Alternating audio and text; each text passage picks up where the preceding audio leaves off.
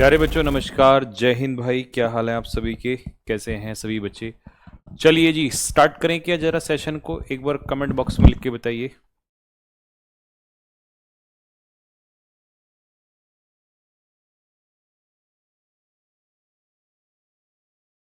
मेरी आवाज आ रही है सभी दोस्तों तक? एक बार फटाफट कमेंट बॉक्स में लिख के बताएंगे, एम आई ऑडिबल?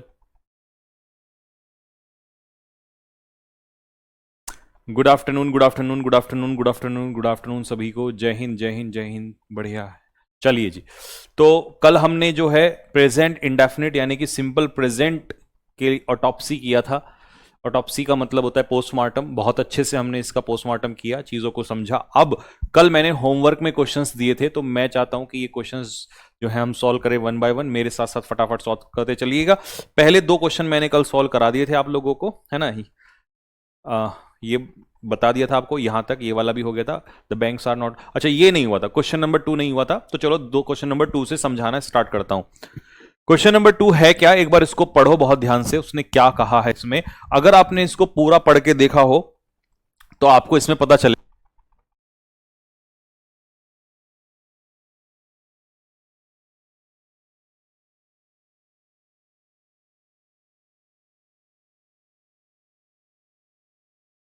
तो आपको इसमें ये पता चलेगा कि ये ज्योग्राफिकल ट्रूथ है। क्या है मेरे भाई? ये ज्योग्राफिकल ट्रूथ। क्या है ये? Geographical truth. कैसे? क्लाउड्स होल्ड वाटर, बादल पानी को क्या करते हैं? अपने अंदर सोख के रखते हैं, होल्ड करते हैं। कौन सा पानी? जो उड़ जाता है, इवापोरेट हो जाता है। कहां से? जमीन से और या समुद्र से बाद में। द वॉटर इन क्लाउड्स, जो बादलों में पानी होता है वो लौट जाता था टू लैंड और टू लैंड एज रेन और स्नो।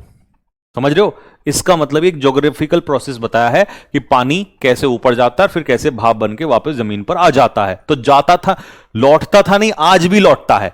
क्योंकि ये ज्योग्राफिकल ट्रूथ है, ये आज भी सत्य है ये घटना। तो रिटर्न्ड की जगह पर हम यहां से क्या करेंगे? रिटर्न्ड की जगह पे हम करेंगे यहां से रिटर्न्स। क्या करेंगे? रिटर्न्स। एस लग जाएगा। ठीक है बेटा? चलो अगले क्वेश्चन पे आ जाओ। Question number 3, my teacher told me. अब यहां पर रिपोर्टिंग वर्ब किस में है? पास्ट में है। रिपोर्टिंग वर्ब भले ही पास्ट में हो कोई फर्क नहीं पड़ता। आपका रिपोर्टेड स्पीच प्रेजेंट में रहना चाहिए। अगर प्रोवर्ब्स यूनिवर्सल ट्रूथ दिए हैं तो ऐसी कहानी में कभी भी हमारा रिपोर्टिंग, कई बच्चे कहेंगे भैया यहां पास्ट है तो यहां भी पास्ट कर दो। बेटा उससे कोई फर्क नहीं पड़ता, कोई फर्क नहीं पड़ता। यहां पास्ट हो प्रेजेंट हो कोई फर्क नहीं पड़ता। कहावतें हमेशा प्रेजेंट में ही होती हैं, तो honesty is the best policy ही होगा। The old lady is going for a walk. Old lady walk के लिए जा रही है in the morning every day. Every day का मतलब क्या है? एवरी डे का मतलब है रूटीन। और जो रूटीन एक्शन होता है या रेगुलर एक्शन होता है वो किस में होता है? प्रेजेंट इंडेफिनिट में होता है। तो यहां पे इज गोइंग की जगह क्या हो जाएगा? Goes. The old lady goes. ठीक है? ओल्ड लेडी जो है वो जाती है, जा नहीं रही है, इस समय नहीं जा रही है, रूटीन की बात कर रहा है। तो मैंने हमेशा बताया था कि आपको टाइम के हिसाब से, भैया टाइम ही तो है एक तरीके से एवरीडे, टाइम के हिसाब से क्या चेंज करना है? टेंस चेंज करना है। क्या चेंज करना है? टाइम के हिसाब से टेंस। ठीक है? She is often getting late for lunch. Often का मतलब है अक्सर। ऑफन का मतलब है अक्सर। इसका मतलब ये हमें कौन सा एक्शन दिखा रहा है? अक्सर ये काम होता है, रूटीन में होता है, रेगुलर होता है। तो यहां से हमें पता चल रहा है कि ये क्या है? रूटीन है। और रूटीन एक्टिविटी के लिए प्रेजेंट कॉन्टिन्यूस यूज नहीं होगा। क्या होगा? Present indefinite. तो she often gets late for lunch. ये काम उसके साथ अक्सर होता है। राजू इज ऑलवेज, ऑलवेज मतलब हमेशा, ये तो हमेशा उसके साथ होता है। तो ये भी प्रेजेंट इंडेफिनिट में आएगा। तो राजू ऑलवेज कम्स। एस क्यों लगाया? क्योंकि सब्जेक्ट सिंगुलर है। We are seldom going home. तो देखो सेल्डम का मतलब क्या है? कभी कभार। सेल्डम का मतलब क्या है? Regular, sorry irregularly. तो आर भी हटेगा, गोइंग भी हटेगा। तो वी सेल्डम गो होम। बात क्लियर हो गया? द प्रीस्ट टोल्ड अस, पुजारी ने हमें बताया था दैट एवेराइस वॉज, लालच सभी झगड़ों की जड़ होती थी नहीं, आज भी होती है। तो यहां पर क्या आंसर क्या होगा? इज होगा। क्यों? क्योंकि ये क्या है? ये है हमारी प्रोवर्ब। प्रोवर्ब, और प्रोवर्ब हमेशा किस में रहती हैं? प्रोवर्ब हमेशा रहती हैं प्रेजेंट में। प्रोवर्ब्स कहावतें हमेशा किस में रहती हैं? प्रेजेंट में, चाहे रिपोर्टिंग वर्ब हमारी किस में हो? पास्ट में हो। ये क्या है? Reporting verb.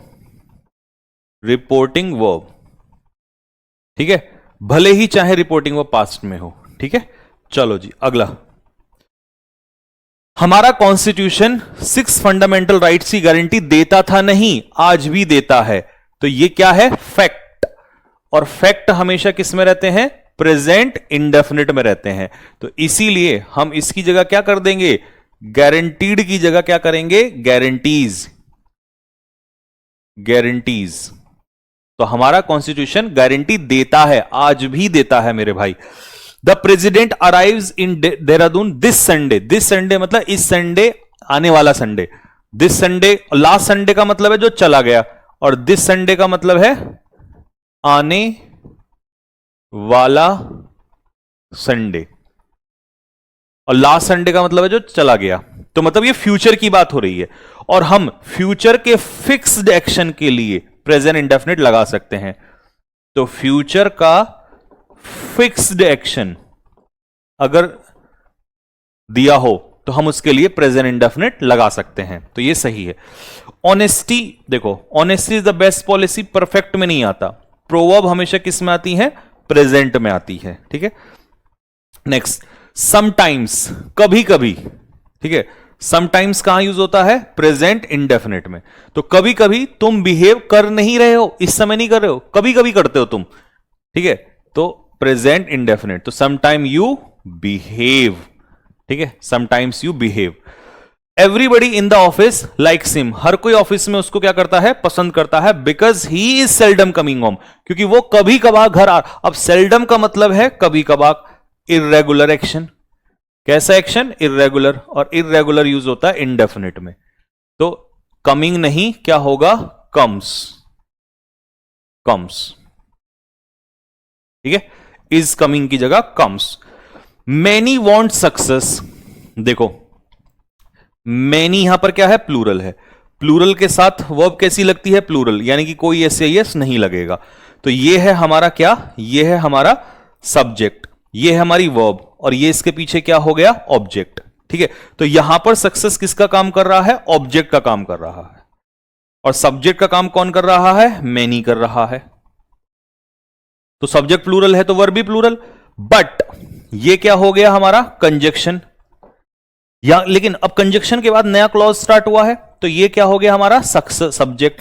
लेकिन सक्सेस कैसा नाउन होता है? अनकाउंटेबल। अनकाउंटेबल, और अनकाउंटेबल के साथ वर्ब कैसी लगती है? सिंगुलर। तो मेरे भाई इसीलिए यहां पर हम इस बार वांट में एस लगाएंगे, क्योंकि सिंगुलर के साथ तो एस लगता है। तो चालाकी देखो क्या हुआ? प्लूरल था तो एस नहीं लगा, सिंगुलर है तो इसीलिए एस लग गया वहां पर। ठीक है सर, बिहेव्स क्यों नहीं हुआ? बेटा बिहेव्स इसलिए नहीं हुआ, लिख ले एक बात। ठीक है, लिख लो ये बात। अभी तो कल तो पढ़ाया था काम की बात, मोदी जी करते हैं मन की बात, बट हम करते हैं बेटा काम की बात। क्या है? कभी भी आई, वी, यू, दे या कोई भी प्लूरल नाउन, इनके साथ कभी भी एस नहीं लगेगा। ठीक है, सिर्फ वर्ब की बेस फॉर्म लगेगी प्रेजेंट इंडेफिनिट में। ठीक है, बात समझ में आ गया? लेकिन अगर मान लो ही, शी, इट,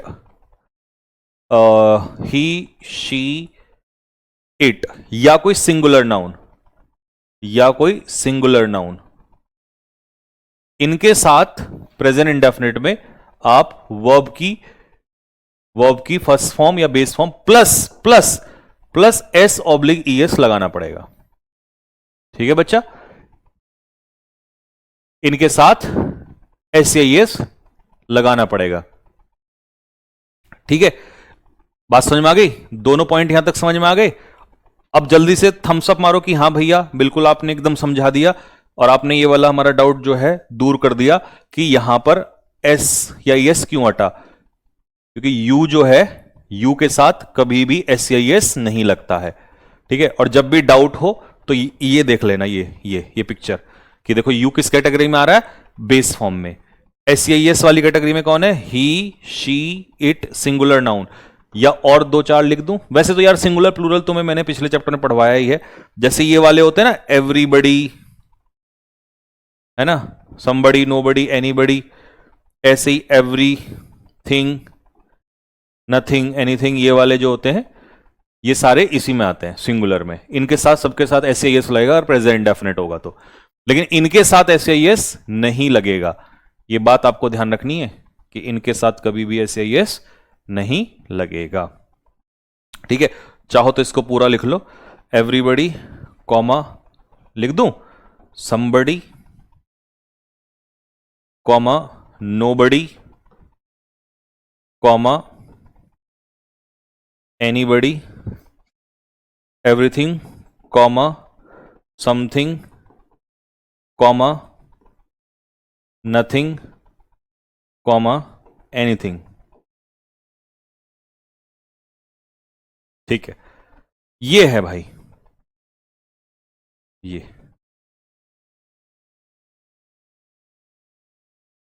ये है असली चीज।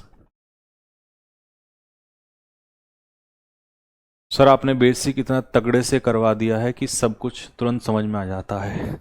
अब मानते हो ना कि आपका भाई लंबी प्लानिंग करके चलता है, अगर किसी समय पे कुछ करवा रहा है तो उसका कोई कारण होता है। अभी भी मैं इतना बेसिक से समझा रहा हूं, उसका कारण तुम्हें समझ में आएगा अब से 1 महीने के बाद। चलो जी, ये समझ में आ गया सबको? अच्छा जी, आगे बढ़ते हैं। Whenever we have a puncture, जब भी हम, मतलब whenever we have a puncture, इसका हिंदी में अर्थ समझो, जब भी हमारी गाड़ी में पंक्चर होता है, शी जस्ट सिट्स, वो सिर्फ क्या करती है, बैठ जाती है। जब भी पंक्चर होता है तब की बात है। इन द कार, गाड़ी में बैठ जाती है, एंड रीड्स, अच्छा रीड में ऐसे इसलिए लगा क्योंकि किताब कौन पढ़ती है, शी, और शी किताब पढ़ती है तो उसके हिसाब से सिट्स सही है, और उसके हिसाब से रीड में ऐसे लगना भी सही है, और वी प्लूरल है तो इसके साथ हैव लगना सही है। ठीक है, तो वो बैठती है गाड़ी में और किताब पढ़ने लग जाती है। वाइल, जबकि मैं क्या करता हूं, आई चेंज द व्हील, मैं पहिया बदलता हूं। तो ये सारा प्रेजेंट इंडेफिनिट में क्यों है, क्योंकि ये इस समय नहीं हो रहा है, ये इस समय नहीं हो रहा है, जब कभी भी ऐसा होता है, रोज भी नहीं होता। इसका मतलब ये कौन सा कैटेगरी का क्वेश्चन बना, इर्रेगुलर एक्शन। इर्रेगुलर एक्शन, और इर्रेगुलर एक्शन किस में आता है, प्रेजेंट इंडेफिनिट में, तो इसमें कोई एरर नहीं है। ठीक है, चलो जी, where he goes on Sunday, Sunday को वो कहां जाता है। WH वर्ड से अगर वाक्य की शुरुआत हो रही है तो उसमें मेरे भाई चेंजेस करना पड़ेगा। कैसे करना पड़ेगा, तो वेयर के बाद सबसे पहले हेल्पिंग वर्ब आएगी, इंटेरोगेटिव बनाना पड़ेगा। इंटेरोगेटिव में सब्जेक्ट पहले नहीं आता, तो कैसे करोगे बताओ, इसमें करेक्शन कैसे होगा, इसमें करेक्शन होगा वेयर, अब क्योंकि सब्जेक्ट सिंगुलर है तो हेल्पिंग वर्ब भी singular, where does he go on Sunday, Sunday को वो कहां जाता है। ठीक है, how his father earns money, तो हाउ को नीचे ले आओ एज इट इज, सबसे पहले क्या होगा, हाउ, ये वेयर हम यहां पर ले आए है ना, ये रहा यहां पर हाउ। अब हिज फादर सब्जेक्ट है बट हमें तो हेल्पिंग वर्ब चाहिए, तो सिंगुलर के साथ हेल्पिंग वर्ब क्या आएगी, how does his father, how does his father earn money, कैसे उसका पिताजी पैसा कमाते हैं। ठीक है, नेक्स्ट। अब ये मत कहना कि जब सर फादर सिंगुलर है तो SCIS क्यों नहीं लगा रहे, क्योंकि मेरे लाल, मेरे मुन्ना, यहां हेल्पिंग वर्ब आ गई ना। अब हेल्पिंग वर्ब के साथ कभी भी डू डज के साथ SCIS नहीं लगता। ठीक है, ऐसे यहां पर डज आ गया था तो इस वजह से यहां गो में SCIS नहीं लगेगा। ठीक है, समझ में आ गई ना, डू डज के साथ कभी भी SCIS नहीं लगता। यह बात लिखनी पड़ेगी क्या है, डू लिखी तो थी शायद, कहीं ना कहीं तो लिखी है, मुझे याद आ रहा। डू डज के साथ कभी भी एस या एस नहीं लगता, कभी नहीं लगता। डू डज के साथ कभी भी एस या एस नहीं लगता। सपने में भी अगर नींद में भी आए ना कि लग रहा है तो हटा देना उसको, कि संजीव सर ने बोला है कि कभी नहीं लगता। सर गोज क्यों नहीं होगा, अनामिका यादव। अरे यार अभी तो बताया बेटा, कैसे बात कर रहे हो आप कि गोज क्यों नहीं होगा, क्योंकि यहां पर हेल्पिंग वर्ब आ गया। ठीक है, अच्छा एक बात बताओ, चलो एक एग्जांपल बताओ। मैंने कहा आपसे काजल प्ले चेस, काजल चेस खेलती है। अब मुझे इसका निगेटिव बनाना है, तो इसका निगेटिव कैसे बनेगा बताओ। सबसे पहले क्या लूंगा मैं, काजल। अब हेल्पिंग वर्ब जब भी देखो, इंटेरोगेटिव हो गया, निगेटिव हो गया, तो उसमें हेल्पिंग वर्ब तो लानी पड़ती है। तो काजल के हिसाब से देखो, सब्जेक्ट के हिसाब से लगता है हेल्पिंग वर्ब, यानी कि सिंगुलर है तो डज, और हेल्पिंग वर्ब के हिसाब से लगता है, जब हेल्पिंग वर्ब आ गया ना तो उस समय पर सब्जेक्ट का कोई रोल नहीं रहता, हेल्पिंग वर्ब का रोल होगा। तो हेल्पिंग वर्ब के हिसाब से हमें, अच्छा यहां पे प्लेज होगा, काजल प्लेज चेस। अब यहां पर काजल डज नॉट, भाई नॉट तो इसलिए लाना पड़ेगा क्योंकि बीच में निगेटिव आएगा, है ना। तो काजल डज नॉट। अब बताओ यहां पे प्ले कहूं या प्लेज, यहां पर ये क्या था, सब्जेक्ट। सब्जेक्ट के अकॉर्डिंग क्या चेंज हो रही थी, मेन वर्ब। सब्जेक्ट के अकॉर्डिंग क्या चेंज हो रहा था, मेन वर्ब। यहां पर सब्जेक्ट के अकॉर्डिंग क्या चल रहा है, हेल्पिंग वर्ब, और हेल्पिंग वर्ब के हिसाब से क्या चला गया, मेन वर्ब। तो इसका मतलब अब यहां पर जो तुम लिखोगे ना, वो प्लेज नहीं लिखोगे, प्ले लिखोगे, प्ले प्ले, क्योंकि डज हेल्पिंग वर्ब आ गया ना बीच में। तो इसीलिए मेरे भाई, आगे बात समझ में, ठीक है जी।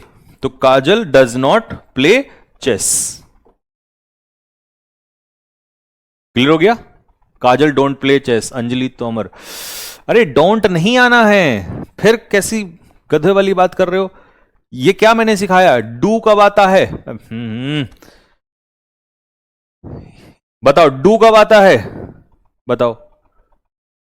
जब हमारा प्लूरल सब्जेक्ट होगा तो उसके हिसाब से क्या लगाओगे, डू। और जब हमारा सिंगुलर सब्जेक्ट होगा तो उसके लिए क्या लगाओगे, डज। लो अब भूलना मत इसको। तो काजल कैसा सब्जेक्ट है, सिंगुलर। काजल सिंगुलर है तो डू नहीं होगा, डज होगा यहां पर, ठीक है। चलो दिल मार दो अब सारे फेंक के फटाफट, है ना। अब तो बहुत बेसिक्स और डीप से समझा दिया। चलो, why she does not read newspaper, देखो इंटेरोगेटिव है तो WH वर्ड के बाद आप सब्जेक्ट का इस्तेमाल नहीं करोगे, पहले हेल्पिंग वर्ब आएगी। तो उल्टा लिख दो अब, वाई हेल्पिंग वर्ब पहले आएगा, डज सब्जेक्ट बाद में जाएगा, शी फिर नॉट, फिर रीड, फिर न्यूज़पेपर, न्यूज़पेपर क्वेश्चन मार्क। अब आ जाओ अगला क्वेश्चन, डू यू नो, क्या तुम जानते हो। तो सबसे पहले ले लो डू यू नो। अब तुम मुझे बताओ ये डू का डज क्यों नहीं हुआ, मैं देखना चाहता हूं कौन बच्चा बताएगा। ये डू का डज क्यों नहीं हुआ, क्योंकि यहां जो ये हेल्पिंग वर्ब है ये डू यू के, और यू के साथ कभी भी डज नहीं आता, यू के साथ डू ही आता है, ठीक है। डू यू नो, वेयर, अब हम यहां पर लेंगे वेयर। लेकिन ये जो WH वर्ड है ये सेंटेंस के मिडिल में है। जब भी सेंटेंस के बीच में WH वर्ड आता है तो वो उस समय पर इंटेरोगेटिव नहीं होता, वो या तो रिलेटिव एडवर्ब कहलाता है या कंजक्शन कहलाता है, रिलेटिव प्रोनाउन कहलाता है। तो जब भी WH वर्ड सेंटेंस के बीच में आए, खासकर ये 4 शब्द लिख लो, क्या लिखना है ये देखो, देखो जब भी, पिक्चर ही बना देता हूं, जब भी वाई वेयर हाउ इन्हीं चारों में से आता है पेपर में, वाई वे, यही एडवर्ब होती है, वाई वेयर हाउ और व्हेन। जब भी ये चार वर्ड सेंटेंस के बीच में आएंगे तो उस समय पर ये इंटेरोगेटिव होंगे या रिलेटिव होंगे? कमेंट बॉक्स में लिख के बताओ, इंटेरोगेटिव होंगे या रिलेटिव? तो आप कहोगे भैया रिलेटिव एडवर्ब होंगे, इंटेरोगेटिव नहीं होंगे। तो इनके बाद तुरंत क्या आएगा बताओ? इनके बाद जब ये इंटेरोगेटिव नहीं है तो इनके बाद क्या आएगा? हेल्पिंग वर्ब आएगी या सब्जेक्ट आएगा? बताओ। इनके बाद तुरंत सब्जेक्ट आएगा प्लस वर्ब, वर्ब बाद में आएगी। तो इनके बाद पहले आएगा सब्जेक्ट और सब्जेक्ट के बाद आएगी वर्ब। ठीक है। हां, अगर इन चारों से शुरुआत कर लें, मान लो हमने शुरुआत कर ली वाई, व्हेन, वेयर, हाउ, इन चारों से शुरुआत हो गई। ठीक है। तो प्लस प्लस इसके बाद, है ना, प्लस इसके बाद पहले हेल्पिंग वर्ब आएगी प्लस सब्जेक्ट। ठीक है। प्लस तब जाके कहीं मेन वर्ब आएगा। ठीक है। और ये इंटेरोगेटिव नहीं होता, जब सेंटेंस के बीच में आते हैं तो एक तरीके से कंजक्शन का रोल निभाता है ये। ठीक है। तो ये इंटेरोगेटिव नहीं होता, और जब इंटेरोगेटिव नहीं है तो हेल्पिंग वर्ब मत लगाना तुरंत के तुरंत। तो अब मैं क्या करूं बताओ इसमें जल्दी से फटाफट। अच्छा, यहां पर इसको इंटेरोगेटिव एडवर्ब कहते हैं, इनको इंटेरोगेटिव एडवर्ब। ठीक है। अब आ जाओ, तो यहां पर डज मुझे हटाना पड़ेगा क्योंकि ये तो कंजक्शन का काम कर रहा है। तो डज हटा दिया मैंने, हटा दिया, तो उसके बाद क्या आएगा? ही। अब सब्जेक्ट है तो सीधा आ जाएगा goes on Sunday, question mark. अब तुम कहोगे जी क्वेश्चन मार्क किसकी वजह से आया? तो क्वेश्चन मार्क आया डू की वजह से, क्योंकि शुरुआत हेल्पिंग वर्ब से हो रही है तो लास्ट में क्वेश्चन मार्क आएगा। लेकिन इसका रोल नहीं है यहां पर, इसका रोल नहीं है। लिख देता हूं, वेयर का रोल नहीं है यहां। इंटेरोगेटिव बनाने में मेरा रोल नहीं है। ठीक है। तो ये कह रहा है कि भाई मेरा रोल नहीं है इंटेरोगेटिव बनाने में, तो तुम मेरे पीछे हेल्पिंग वर्ब मत लगाओ। ठीक है। चलो जी, अब मुझे बताओ, यहां पर देखो, शी वॉन्ट्स टू नो। अब ये फिर से सेंटेंस के बीच में आ गया, फिर से सेंटेंस में के बीच में आ गया, तो इसका कोई रोल इंटेरोगेटिव में नहीं है। रोल नहीं है तो फिर डज को हटा दो, हट गया। तो क्या लिखा जाएगा बताओ, क्या बनेगा? शी वॉन्ट्स टू नो, वो जानना चाहती है, वाई ही, कम की जगह हो जाएगा कम्स हियर। ठीक है। बात समझ में आ गई? क्लियर हो गया बेटा? अगला देखो 21, the lady cuts vegetable. Lady कैसा सब्जेक्ट है? लेडी सब्जेक्ट है सिंगुलर। जो लेडी है वो सब्जियां कट्स, काटती है, सिंगुलर है तो ऐसे ही लग गया। कॉमा, वही लेडी क्या करती है? उनको बास्केट में रखती है। दैम कौन है यहां पर? वेजिटेबल्स। वही लेडी क्या करती है? टैप को पानी खोल देती है। तो यही काम ये लेडी कर रही है तो सिंगुलर है, तो सिंगुलर के साथ क्या होना चाहिए? एसईएस होना चाहिए। तो देखो इसने चालाकी से यहां भी सही दे दिया, यहां भी सही दे दिया, पेपर में ऐसे गलती आती है। ठीक है। Water turned into vapour eight 100 degree Celsius, नहीं, पानी 100 डिग्री सेल्सियस पे आज भी टर्न होता है। ठीक है, कल भी होता था, आज भी होता है। Asia was the largest continent, नहीं, Asia is the largest continent. ठीक है। Next, where you go, sorry, why you go to school, go the school नहीं, गो टू स्कूल होगा ये, why you go to school. ठीक है। तो क्या बनेगा बताओ? वाई, हेल्पिंग वर्ब क्या बनेगी? Do you go to school, question mark. ठीक है, समझ रहे हो मैंने हेल्पिंग वर्ब क्यों लगाई? क्योंकि डब्ल्यू एच वर्ड से अगर शुरुआत करोगे तो सब्जेक्ट नहीं आएगा, पहले हेल्पिंग वर्ब आएगी, और यू के हिसाब से डज नहीं आता, यू के हिसाब से डू आता है। अब जैसे वेयर, ये बताओ, तो सी सिंगुलर है, तो where does she come from, वो कहां से आती है। ठीक है, नेक्स्ट, डज शी नो, क्या वह जानती है, why do you go there, फिर से आ जाओ, क्या बनेगा इसमें? यहां तक तो ठीक है, हेल्पिंग वर्ब से स्टार्ट हो रहा है, ये तक तो ठीक है, लेकिन ये जो है ये इंटेरोगेटिव नहीं है। अगर ये इंटेरोगेटिव नहीं है तो ये क्या है? रिलेटिव है,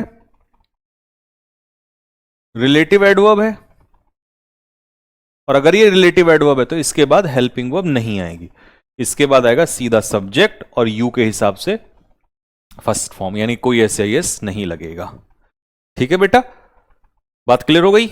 चलो अब ये देख लो फटाफट, ये मैंने यहां लिख के भी दे दिया। यदि डब्ल्यू एच वर्ड सेंटेंस के मिडिल में होता है तो रिलेटिव एडवर्ब के रूप में यूज होगा, इंटेरोगेटिव नहीं होगा, इसीलिए हमें सब्जेक्ट का यूज करना चाहिए डब्ल्यू एच वर्ड के तुरंत बाद, अगर वो बीच में है तो ये तो इसको लिखने की जरूरत ही नहीं है। जिस बच्चे का ये पिक्चर क्लियर हो गया, ये पिक्चर क्लियर है ना, ये पिक्चर क्लियर है,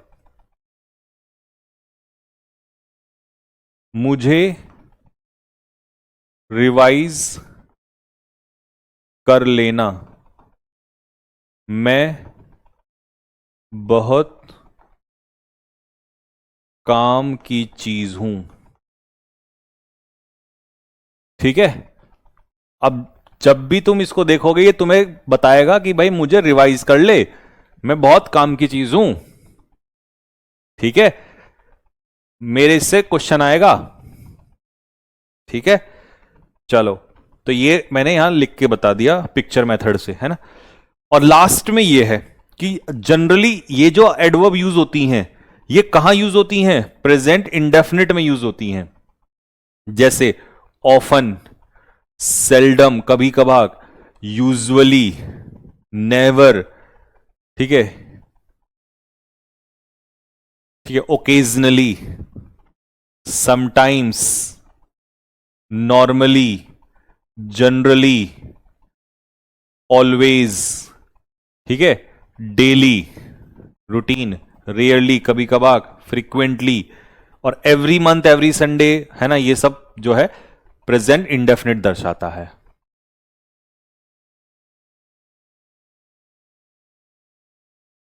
ठीक है भाई, चलो अगले पे आ जाओ फटाफट। अब है हमारा अगला tense present continuous tense. Present continuous tense क्या होता है, इसको सबसे पहले इंग्लिश वाले इंग्लिश में पढ़ो और हिंदी वाले हिंदी में पढ़ो। मैं हट जाता हूं साइड से, पढ़ो एक बार, पढ़ो।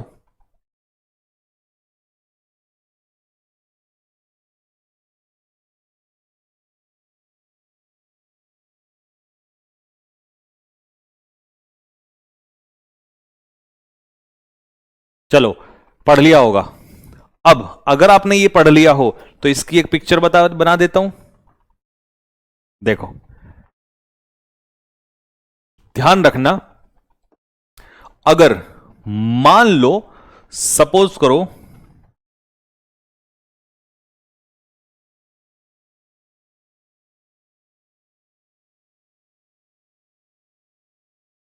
ये जो मैंने ऐसे करके बनाया इसका मतलब है कि कोई काम बोलने के समय, मान लो मैं यहां बोल रहा हूं और उसी समय काम चल रहा है, तो ये प्रेजेंट कॉन्टिन्यूस होता है।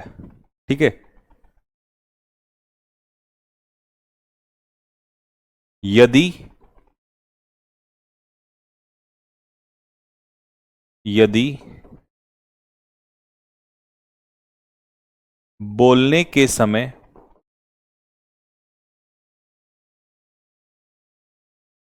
कोई कार्य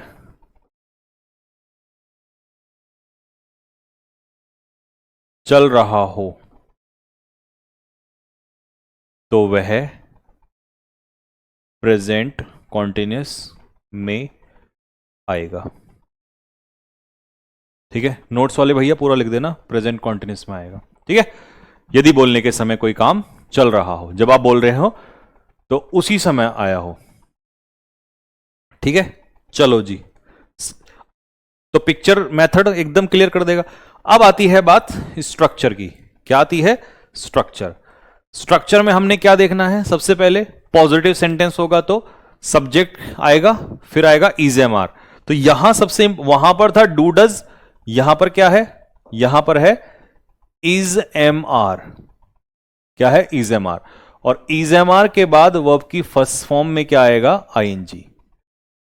इज एम आर के बाद वर्ब की फर्स्ट फॉर्म में क्या आएगा? आईएनजी आएगा। निगेटिव में क्या होगा? निगेटिव में इज एम आर के बाद हम क्या लगा देंगे? नॉट। इज एम आर के बाद क्या लगा देंगे?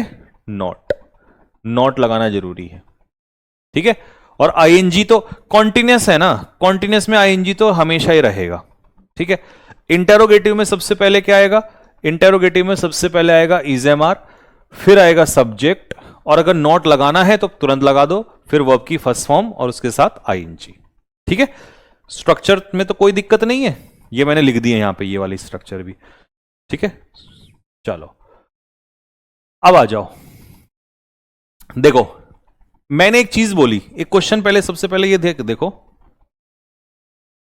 मैंने आपसे कहा इट रेन्स इन देहरादून। फिर मैंने कहा it rains in Dehradun now. कौन सा सही है और कौन सा गलत है?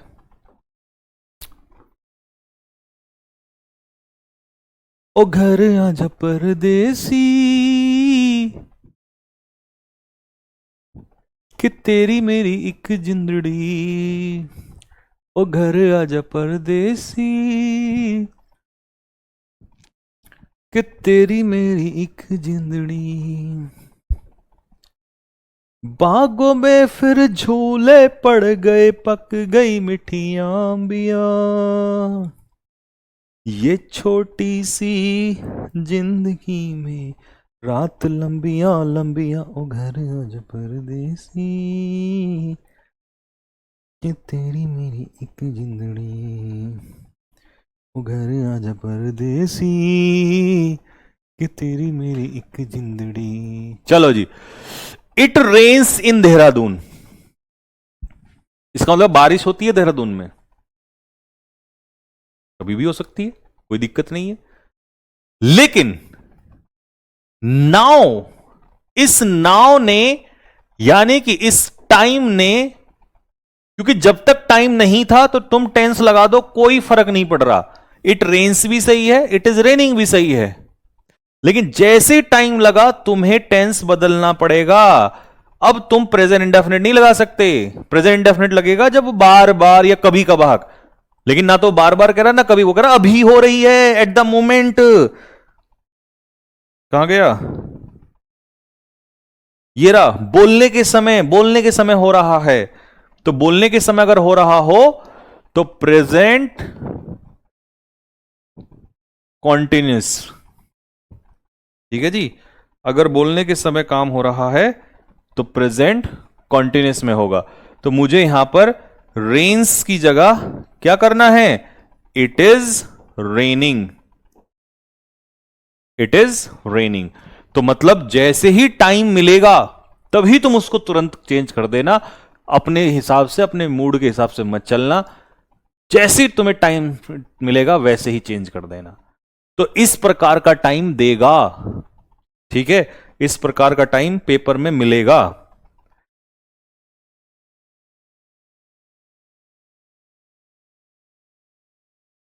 ठीक है, लो जी, अब देखो, it is raining oblique rains in Dehradun this time. अब यहां पर उसने कह दिया ना दिस टाइम, इस समय, नाउ। तो इसकी वजह से हम क्या करेंगे? इट इज रेनिंग, ये वाला सही होगा। और इसकी वजह से हम क्या करेंगे? दे आर वॉशिंग, क्योंकि इस समय हो रहा है काम। At present he is going oblique goes, तो यहां पर है एट प्रेजेंट। ठीक है, एट प्रेजेंट, तो ही इज गोइंग। ठीक है, I am reading at the moment, तो ये रहा at the moment, at the moment, तो एट द मोमेंट की वजह आई एम रीडिंग, इस समय वो पढ़ रहा है newspaper. Are he going to invite you, क्या गलती है इसमें बताओ? 5, 6 और 7। मैं एक बार साइड हट जाता हूं और आपको करने का मौका देता हूं। फटाफट मुझे कमेंट बॉक्स में आंसर देके बताओ कि भैया इसमें यह आंसर करेक्शन होगा।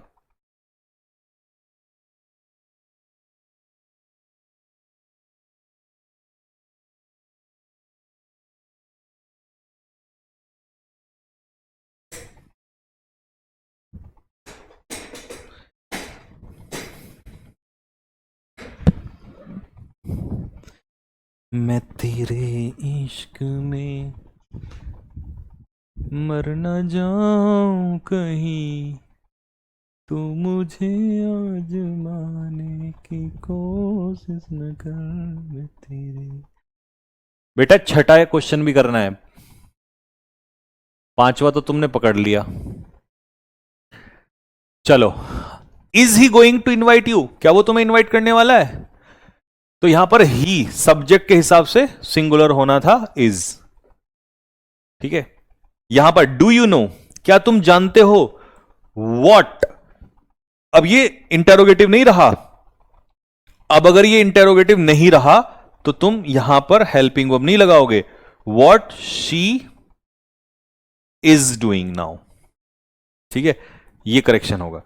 डज द सीएम नो, क्या सीएम ये बात जानता? अच्छा, सीएम सिंगुलर है तो इसीलिए डज सही है, यू के साथ डू ही आता है, ये भी सही है।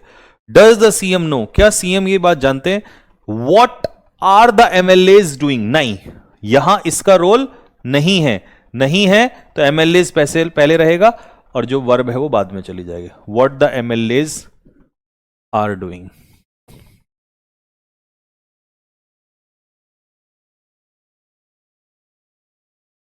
ठीक है, चलो जी, हो गई बात। और पेपर में आपको ये हिंट रहेगा, currently, at the moment, now, this time, at present, now, नहीं या नाउ 2 बार आ गया, ये राइट नाउ था। अच्छा, ये नाउ है और ये राइट नाउ, ये एक साथ मिल रहा है। ठीक है, नाउ, राइट नाउ। ठीक है ये सब प्रेजेंट कॉन्टिन्यूस में यूज होते हैं। ठीक है, तो ये काम की बात है, ये यहां से टेंस डिसाइड होगा। ठीक है, चलो जी। अच्छा, प्रेजेंट कॉन्टिन्यूस तो समझ में आ गया, आसान भी था, कोई दिक्कत नहीं है। अब थोड़ी सी एक एक्स्ट्रा बात बता दूं, अगर तुम कहो तो एक थोड़ी सी एक्स्ट्रा बात बता दूं भाई, बताओ जल्दी से, थोड़ा सा एक्स्ट्रा पॉइंट समझा देता हूं। वो ये है कि एक केस ऐसा भी होता है जिसमें प्रेजेंट कॉन्टिन्यूस नियर फ्यूचर को शो करता है। नियर फ्यूचर, या कह दो किसी व्यक्ति का इंटेंशन, मतलब जो चीज भविष्य में होने ही वाली हो, होने ही वाली हो। ठीक है, वो क्या है कि सब्जेक्ट प्लस इजएमआर, जब भी ऐसा मिले सब्जेक्ट प्लस इजएमआर और उसके पीछे ये वर्ड जरूर होगा, गोइंग। इसमें सारा खेल इस वर्ड का है, गोइंग का। तो गोइंग का यहां पर मतलब होता है अबाउट। क्या होता है? अबाउट। ठीक है, तो subject plus is am are, going plus infinitive plus object, ये स्ट्रक्चर फ्यूचर को बताती है। नियर फ्यूचर, जो चीज होने ही वाली है, क्या बताता है? होने ही वाला है। ठीक है बेटा, जो चीज होने ही वाली हो। ठीक है, चलिए जी।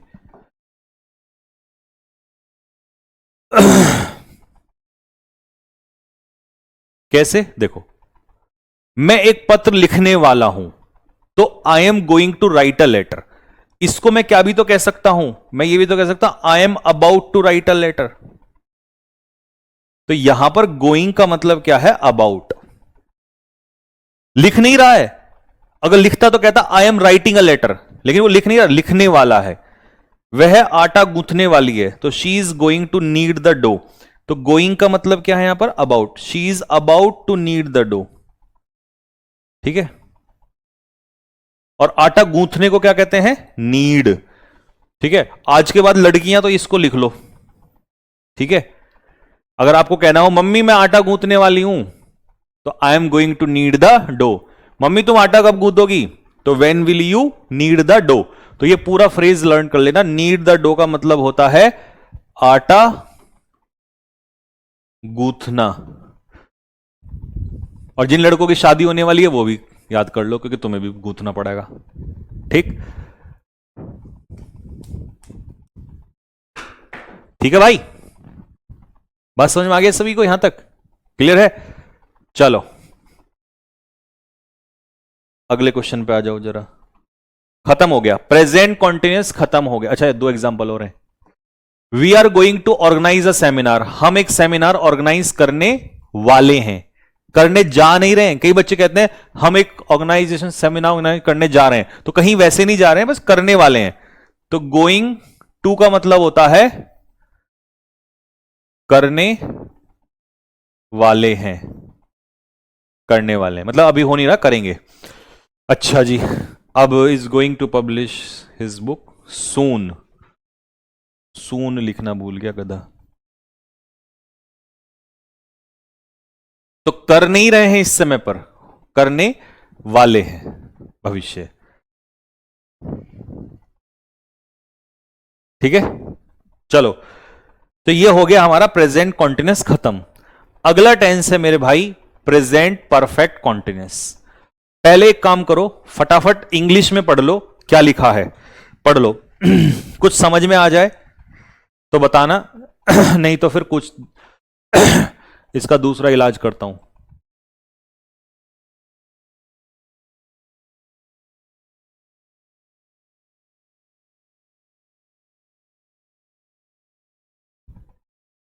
पर ये तो फ्यूचर में होगा ना, तो विल क्यों नहीं लगाया बेटा यार। फिर देखो भाई, विल शैल का मतलब ये होता है कि वो काम भविष्य में कभी भी हो सकता है। मान लो मैंने कहा he will go to Delhi या he will write a book, तो बुक लिखेगा, हो सकता है 50 साल बाद लिखे, हो सकता है 10 साल बाद लिखे। लेकिन he is going to write a book, इसका मतलब है जल्दी लिखने वाला है। तभी तो नियर फ्यूचर का जो होने ही वाला है। विल शैल वाले में पता नहीं है कब होगा, इसमें जल्दी होता है। गोइंग टू वाले में जल्दी होता है।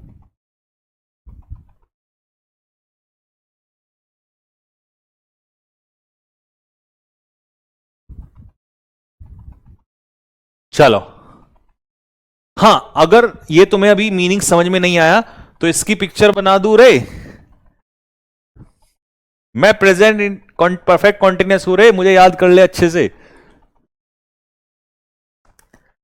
एक ऐसी पिक्चर बनाऊंगा कि तुम्हारा दिल गदगद हो जाएगा, गदगद, ठीक है।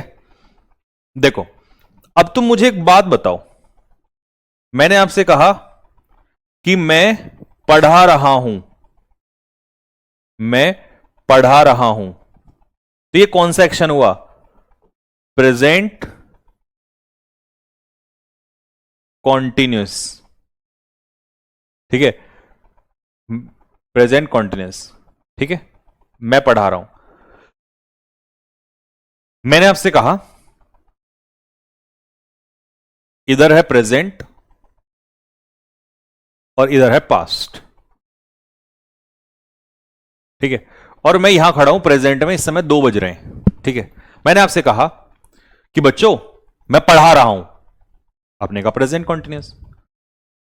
लेकिन इसमें सिर्फ आपको इतना पता है कि मेरे बोलने के समय पर भी काम हो रहा है, इस समय काम हो रहा है, बस आपको मेरे बारे में और एक्स्ट्रा जानकारी नहीं है।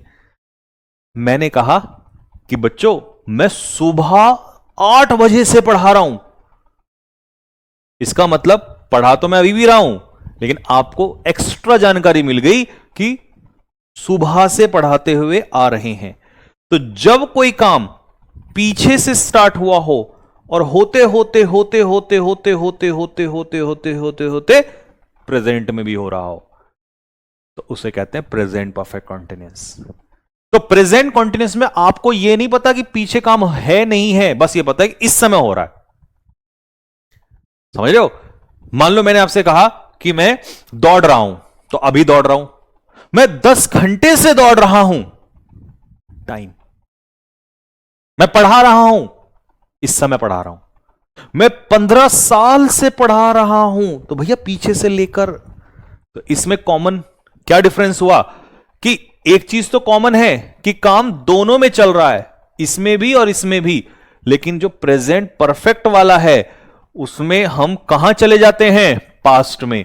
और पास्ट में हमें क्या मिलता है, टाइम। क्या मिलता है, टाइम। और इस टाइम को लेकर आता कौन है, इस टाइम को लेकर आता है या तो सिंस या फॉर। और ये उठ के कहां से चलता है, पास्ट से। और चलते चलते चलते चलते चलते चलते चलते चलते चलते चलते कहां घुस जाएगा, प्रेजेंट में घुस जाएगा। This is called present perfect continuous. Present perfect continuous.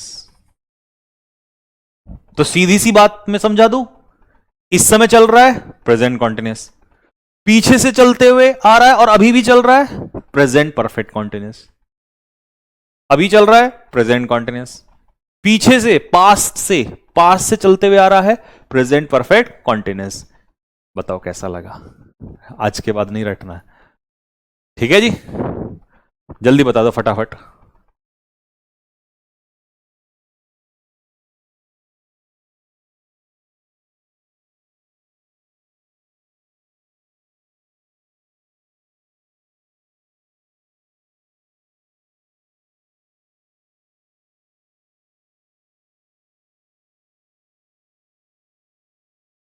हम्म।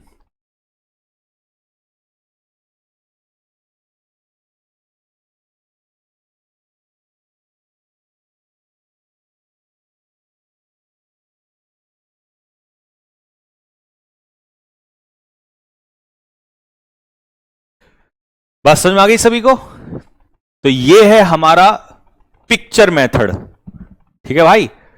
कौन सा मेथड है बेटा, ये कौन सा है, ये पिक्चर मेथड। मैं पिक्चर हूं रे, मुझे रिवाइज कर लेना रे, मैं तेरी जिंदगी बदल दूंगा रे।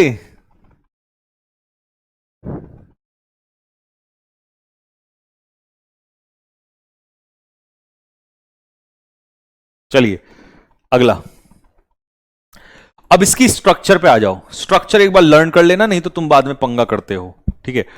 इसकी स्ट्रक्चर में सबसे काम की बात क्या है कि इसमें हैज हैव लगता है, लेकिन इसके पीछे बीन लगेगा जरूर, और उस बीन के पीछे क्या लगेगा, आईएनजी लगेगा।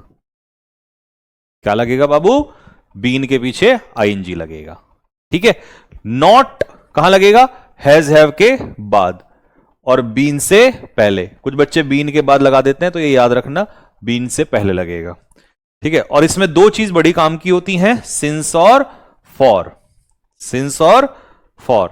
अब मुझे बताओ सिंस कहां आता है, पॉइंट ऑफ टाइम के लिए, पॉइंट ऑफ टाइम। और फॉर कहां आता है, period of time, period of time, ठीक है जी। तो सिंस और फॉर जरूर आएगा। चलो ये इंटेरोगेटिव और ये WH वर्ड, ठीक है। अब बताओ पहले में गलती क्या है, दूसरे में गलती क्या है, दोनों बता दो फटाफट।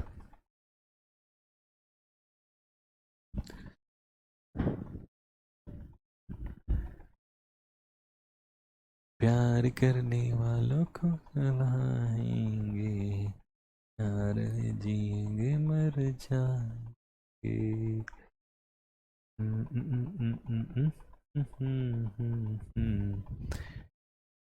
प्यार में जिएंगे मर जाएंगे। भैया प्रेजेंट परफेक्ट कहां गया, आएगा आएगा, अभी घूमने गया हुआ है। प्रेजेंट परफेक्ट बेटा घूमने गया है, लाएंगे अभी।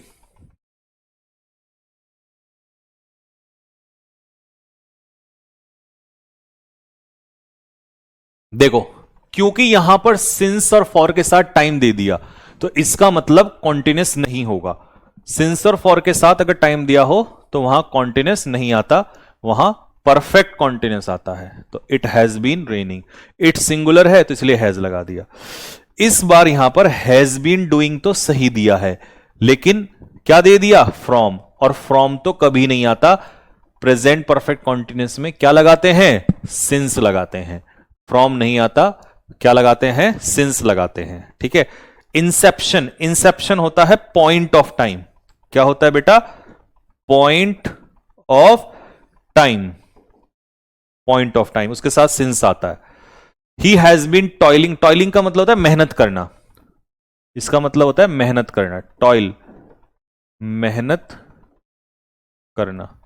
तो he has been toiling since marriage, since marriage, marriage भी तो पॉइंट ऑफ टाइम है, तो उसके लिए भी सिंस आएगा। Why are you not working for 3 days। अब देखो सिंस और फॉर के साथ टाइम दे दिया तो परफेक्ट कॉन्टिन्यूस होगा। तो परफेक्ट कॉन्टिन्यूस कैसे बनेगा, why have you not been, क्योंकि परफेक्ट कॉन्टिन्यूस में बीन का इस्तेमाल होता है। Why have you not been working for 3 days। Rajiv has been playing chess since 10 minutes। अब यहां सब कुछ सही है, जो 10 minutes है वो है period of time, duration, period of time, और पीरियड ऑफ टाइम के साथ क्या आता है, फॉर आता है। ठीक है।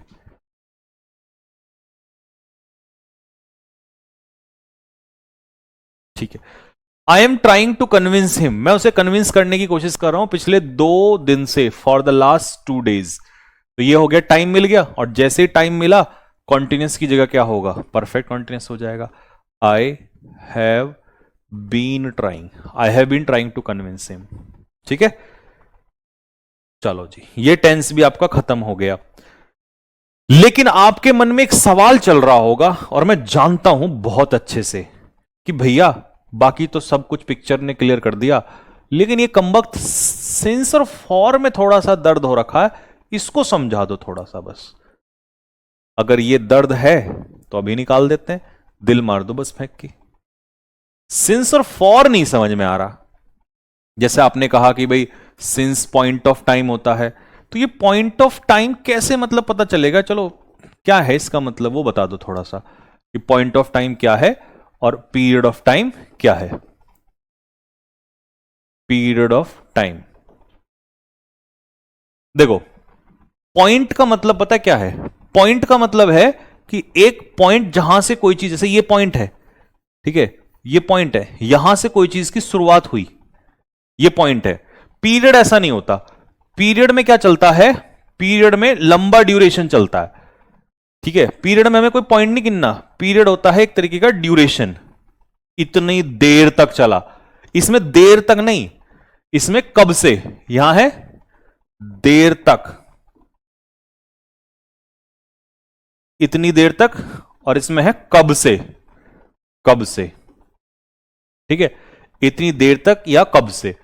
और अगर आपको और चाहिए एकदम से, तो बस एक झटके में बता दूंगा, हमेशा के याद रख लेना शॉर्टकट, कि जब भी किसी चीज का नाम होगा, नाम, वो हमेशा पॉइंट ऑफ टाइम में आएगा। तो नेम, नेम हमेशा पॉइंट ऑफ टाइम में आएगा, पॉइंट ऑफ टाइम में आएगा। अब नेम कैसे, संडे, मंडे, मॉर्निंग, इवनिंग, 2010 किसी साल का नाम है, महीने का नाम है जनवरी, फरवरी, कुछ भी, ठीक है, नाम हमेशा पॉइंट ऑफ टाइम में आएगा। ठीक है, और इसके अलावा फिर मैंने पूरा लिख के भी दे दिया ये यहां पर, for time is not known या पीरियड ऑफ टाइम। जैसे कुछ एग्जाम्पल भी हैं, जैसे पेपर में आता है, मान लो उसने कह दिया 2 hours, तो 2 hours किसी का नाम नहीं होता, 2 घंटे का ड्यूरेशन होता है। 6 months, 6 months किसी का नाम नहीं होता, 6 महीने का ड्यूरेशन होता है। फॉर 10 years, 10 साल नाम नहीं होता, ड्यूरेशन होता है। फॉर मैनी डेज, बहुत सारे दिन, नाम नहीं होता, लंबा ड्यूरेशन होता है। For some days, for a few weeks, for a long time, for long, for a few minutes, for the last 10 minute. ठीक है, ये ऐसे। ठीक है बेटा जी। और सिंस में क्या है? सिंस में नाम, name of the day, Monday since Sunday, name of the month since August, since March, date since 15 August, since 12 December, कुछ भी। Since part of the day, morning, evening, dawn, DAWN, dawn होता है सुबह सवेरा, सूर्योदय से पहले का समय। डस्क, सूर्यास्त का समय। नून, आफ्टरनून। टाइम 7 बजे, सिंस 2 PM। साल का नाम सिंस 1857, सिंस 1947। त्योहार का नाम सिंस होली। नाम नाम नाम होना चाहिए। नाम सिंग हमेशा किस में आता है? सिंस में आता है। ओकेजन, शादी, शादी के बाद से मेहनत करूंगा, बर्थडे के बाद से। सिंस अराइवल, अराइवल मतलब आगमन। डिपार्चर, जाना। इंसेप्शन, इंसेप्शन होता है शुरुआत। तो बस इनसे बाहर पेपर में कुछ नहीं आता, ये मैंने लिख के दे दिया आपको। ठीक है, बस यही वाला याद करना पड़ेगा, बाकी तो सारे नाम हैं किसी ना किसी चीज के। हालांकि ये भी नाम ही है, अराइवल, डिपार्चर, इंसेप्शन। सर मैंने आज ही बैच लिया है, क्लास की टाइमिंग क्या है? ठीक है, तो बेटा क्लास की टाइमिंग है 2 PM पे स्टार्ट होती है। तो ये आपका टेंस हो गया खत्म। अब हम कल से पता है यहां चलेंगे। अच्छा, वर्ब ऑफ स्टेट तो मैं कल पढ़ाऊंगा, इसके बाद चलेगा वर्ब ऑफ स्टेट और प्लस प्रेजेंट परफेक्ट, वो मैं कल चलूंगा। ठीक है बेटा जी, बात खत्म। ओके लाडले, तो यहां तक रिवाइज करके आना कल आप। अंबिका मिश्रा कह रही हैं सर आप माइंड रीडर, माइंड रीडर नहीं, माइंड रीडर क्या, 15 साल हो गए पढ़ाते हुए, तो 15 साल में तो हम इतना भी नहीं समझ पाएंगे तो क्या समझ पाए। एक्सपीरियंस ज्यादा मैटर करता है नॉलेज से, क्योंकि नॉलेज तो मैटर करती है बट एक्सपीरियंस ज्यादा इंपॉर्टेंट होता है, कि आपको ये समझना कि कब कहां क्या कैसे क्यों। ठीक है, चलो जी। सर हैंड रिटन नोट्स पहले के जैसे ही देना। ठीक है, आपको मुझे पता है वो प्रिंट में प्रॉब्लम आ रही होगी, तो हम पहले वाले ही दे देंगे, पहले के जैसे ही। ठीक है सर, आपका घोड़ा पे घुमाना जब मैं आऊंगा आपसे मिल अच्छा तुमने देख लिया, ठीक है तुम आ जाओ, ठीक है तब घुमाएंगे आपको। ओके ठीक है, नमस्ते सभी को, जय हिंद।